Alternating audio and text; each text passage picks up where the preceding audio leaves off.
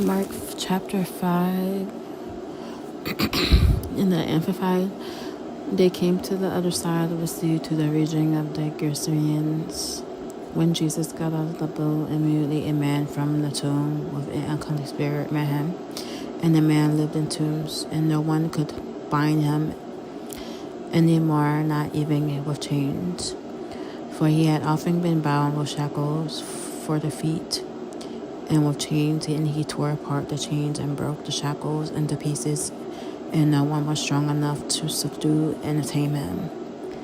Night and day he was constantly screaming and shrinking among the tombs and on the mountains, and cutting himself with sharp stones. Seeing Jesus from a distance, he ran up and bowed down before him in homage. And screaming with a loud voice, he said, "What business do we have in common with each other, Jesus, Son of the Most High God? I implore you by God, swear to me, do not torment me." For Jesus had been saying to him, "Come out of the man, you unclean spirit."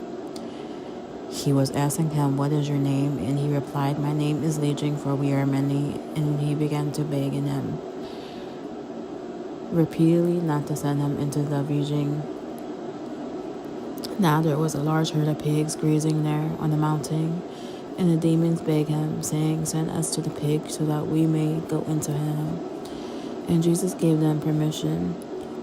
And the unclean spirits came out of the man and entered the pigs, and the herd, numbering about 2,000, rushed down the steep bank into the sea, and they were drowned, one after the other, in the sea. The herdsmen tending the pigs ran away and reported it in the city and in the country, and the people came to see what had happened. They came to Jesus and saw the man who had been demon-possessed sitting down, clothed in his right mind.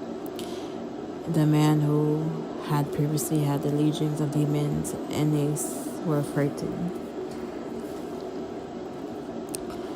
Those who had seen it described it in detail to the people what had happened.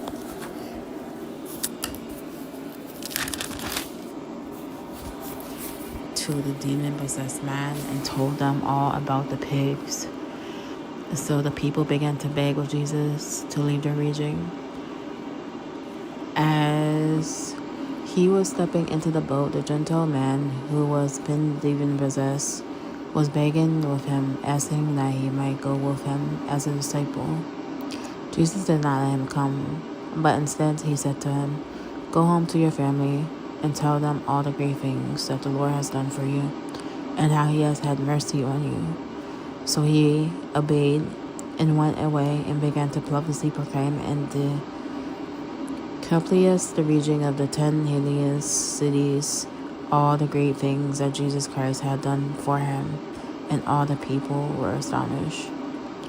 When Jesus again crossed over to the boat to the other side of the sea, a large crowd gathered around him, and so he stayed by the seashore. One of the synagogue officials named Jairus came up, and seeing him, fell at his feet and begged anxiously with him, saying, "My little daughter is at the point of death. Please come and lay your hands on her, so that she will be healed and live." And Jesus went with him, and a large crowd followed him, and pressed in around him for all sides. A woman in the crowd had suffered from a hemorrhage for 12 years, and had endured much suffering at the hands of many physicians. She had spent all that she had, and was not helped at all, but instead had come to worse. She had heard reports about Jesus, and she came up behind him in the crowd and touched his outer robe, for she thought, "If I could touch his clothing, I would get well." Immediately her flow of blood was dried up, and she felt her body and knew without any doubt that she was healed of her suffering. Immediately Jesus, recognizing himself that the power had gone out from him, turned around in the crowd and asked, "Who touched my clothes?" His disciples said to him, "You see the crowd pressing around you from all sides, and you ask, 'Who touched me?'" Still he kept looking around to see the woman who had done it. And the woman, though she was afraid and trembling, aware of what had happened to her, came and fell down before him and told him the whole truth. Then he said to her, "Daughter, your faith your personal trust and confidence in me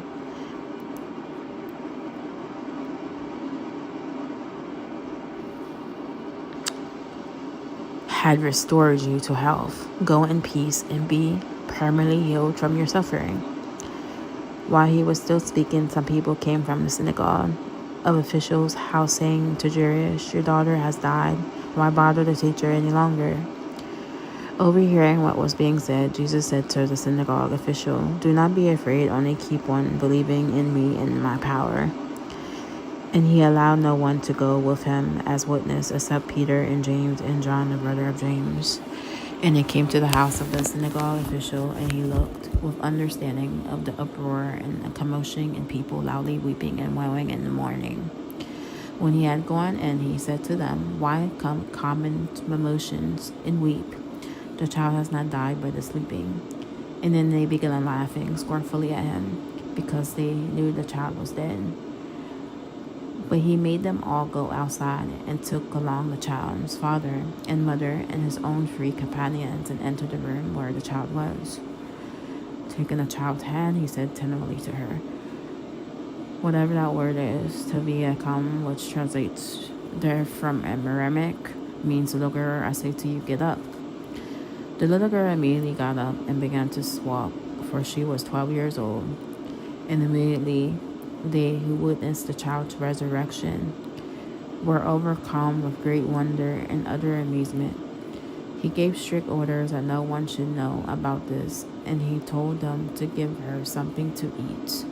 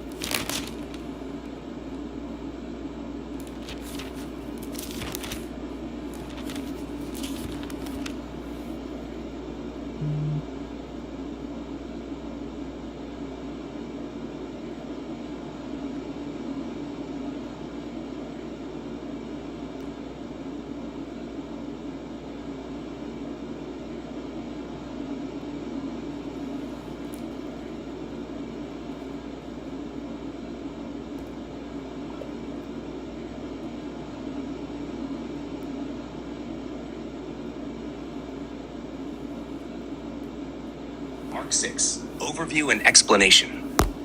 Mark 6 is a chapter that highlights Jesus' rejection in his hometown, his miracles, the mission of the disciples, and significant events like the death of John the Baptist and Jesus feeding the 5,000. Here's a breakdown. 1. Jesus rejected in his hometown. Mark 6, 1-6. Jesus returns to Nazareth, where he grew up, and teaches in the synagogue. The people are amazed at his wisdom and miracles, but reject him because they know his family and see him as just a carpenter. Jesus responds with the famous saying, "A prophet is not without honor except in his hometown." Mark 6:4.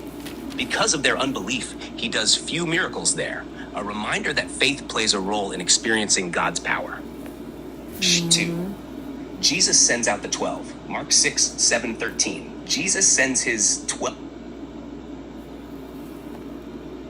Mark 6, Overview and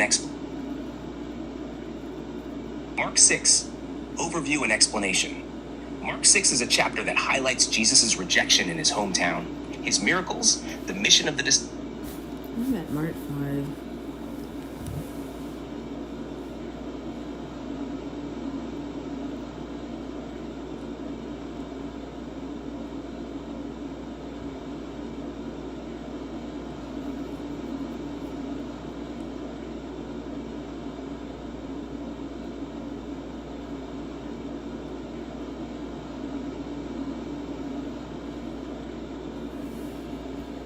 Mark 5, Overview and Explanation.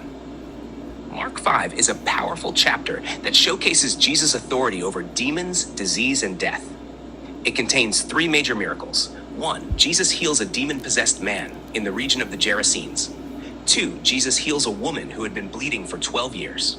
3, Jesus raises Jairus' daughter from the dead. Each story highlights faith, power, and restoration. Here's a breakdown. 1, Jesus heals the demon-possessed. A demon-possessed man lives among the tombs, naked, violent, and uncontrollable. The demons recognize Jesus and call him Son of the Most High God. Jesus asks for the demon's name, and it replies Legion, meaning many demons. The demons beg not to be sent away, but instead into a herd of pigs. Jesus allows this, and about 2,000 pigs rush into the sea and drown. The people are afraid and ask Jesus to leave.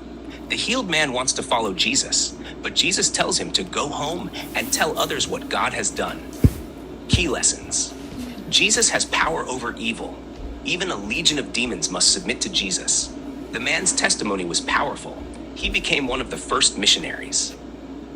2, Jesus heals the woman with the issue of blood. Mark 5, verse 25 to 34.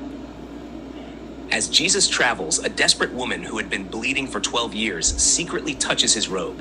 She believes, if I touch his clothes, I will be healed. Immediately, her bleeding stops, and Jesus feels power leave him. He asks, "Who touched me?" though he already knows. The woman comes forward trembling, and Jesus tells her, "Daughter, your faith has healed you. Go in peace." Key lessons. Faith activates God's power. Jesus acknowledges and values those whom society rejects. Physical healing is important, but spiritual healing, peace, is greater. 3, Jesus raises Jairus' daughter. Mark 5, 21 to 24, 33. Jairus, a synagogue leader, begs Jesus to heal his dying 12-year-old daughter. On the way, they receive bad news. The girl has died. Jesus tells Jairus, "Do not be afraid, just believe." Jesus enters the house with only Peter, James, and John. People are mourning, but Jesus says, "The child is not dead but asleep." He takes her by the hand and says, "Talitha cum," Aramaic for little girl, get up. She immediately comes back to life and walks around. Jesus tells them to keep it quiet and give her food. Key lessons. Faith over fear. Jesus has power over death. God's timing is perfect, even when it seems too late.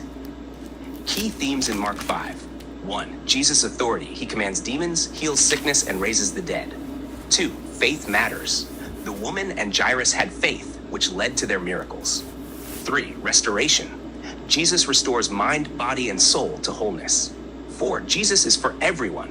A possessed man, an outcast woman, and a religious leader all experience his love. Would you like a deeper explanation of any part?